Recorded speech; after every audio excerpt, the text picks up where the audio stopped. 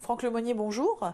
Vous êtes directeur du développement et des stages à l'ISRP et également psychomotricien de métier. Est-ce qu'on peut revenir rapidement sur le métier de psychomotricien? Qu'est-ce que c'est? Alors donc le métier de psychomotricien, c'est un métier qui s'exerce auprès d'enfants, d'adultes, de jeunes, adolescents ou de personnes âgées. Ensuite, on va le trouver auprès de différents types de populations au niveau des pathologies. On peut travailler auprès de personnes qui ont des handicaps, du handicap moteur, du handicap sensoriel, du handicap intellectuel, mais également sur différents troubles, les troubles du comportement, les difficultés scolaires, les difficultés d'apprentissage. On a une palette qui est extrêmement variée et qu'il est impossible de développer en 3 mots.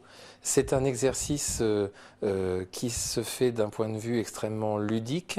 On va travailler avec nos patients, on va les amener à avoir des capacités qui soient en rapport avec leurs possibilités, c'est-à-dire l'émotionnel, l'affectif, mais également les éléments qui sont de l'ordre du moteur.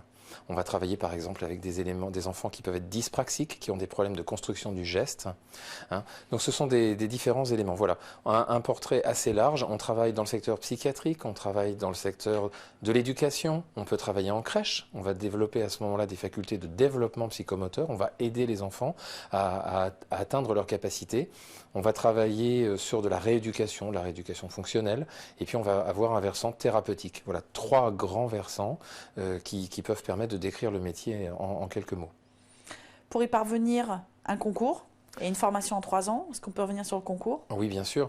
Concours d'entrée, biologie et français, 2 matières, même coefficient. Ce sont des épreuves qui durent 2 heures. Chaque école, chaque institut de formation en France, il y en a 11 aujourd'hui, propose donc un concours. Donc il faut s'adresser à chaque école pour pouvoir connaître la date du concours. On peut en passer plusieurs au final, Il dans faut chaque en établissement. passer plusieurs, bien évidemment. La sélection est celle d'un concours, donc plus on en passe et plus on peut multiplier ses chances. Il y a des écoles publiques et il y a des écoles privées et qui offrent chacune des possibilités différentes. Le concours d'entrée donc se passe soit lorsqu'on est en terminale, pas besoin d'avoir le baccalauréat pour passer le concours. Par contre, il faudra son baccalauréat obligatoirement. Voilà, exactement.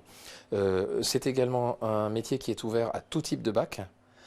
Le programme officiel fait que les bacheliers S sont majoritairement dans cette filière, puisque le programme de biologie est celui de première et terminale scientifique. Néanmoins, comme il y a une épreuve de français, vous comprendrez facilement qu'on peut arriver à trouver sa place quand on a un bac littéraire, quand on a un bac pro, quand on a un bac ES. On a tout à fait la possibilité d'intégrer cette formation. Du coup, pour réussir ce concours, est-ce que vous avez 2-3 conseils à donner aux étudiants? Alors le premier conseil, c'est d'abord de passer au moins 1 ou 2 concours quand on est en terminale. Ça, c'est la première chose. Juste pour voir en fait de quoi il s'agit. Exactement, pour voir, pour s'entraîner, pour avoir déjà évacué le stress de l'inconnu, de ce concours qui est un peu particulier. La deuxième chose, c'est qu'aujourd'hui, majoritairement, les gens qui réussissent ce concours sont des gens qui ont fait une préparation au concours. Donc il faut aller voir ce que proposent les différentes préparations qui peuvent vous accompagner. L'idéal est d'en avoir une préparation avec des groupes restreints et puis surtout qui prépare bien au métier de psychomotricien. Pas être mélangé avec un autre groupe, mais bien préparé. La psychomotricité, c'est spécifique. Si on veut être kiné, il faut faire plutôt une prépa qu'un groupe kiné. Voilà, ce sont des éléments importants. Et puis, un dernier conseil, eh bien, c'est de voir un petit peu ce que proposent les différentes écoles. Chaque école a sa particularité, soit dans la formation, soit dans ce qu'ils peuvent proposer après. À l'ISRP, par exemple, on est la seule école qui propose la formation par l'alternance.